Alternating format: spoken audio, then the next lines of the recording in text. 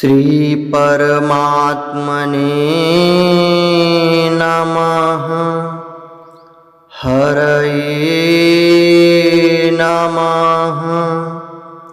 श्री गुरुचरण कमलेभ्यो नमः।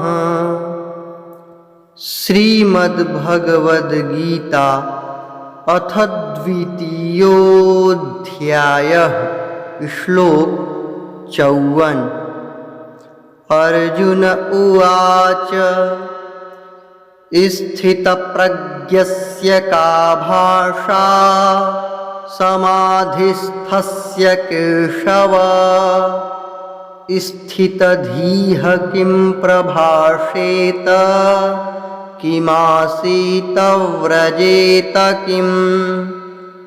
स्थितप्रज्ञस्य का भाषा समाधिस्थस्य केशव स्थितधीः किं प्रभाषेत किमासीत व्रजेत किम्।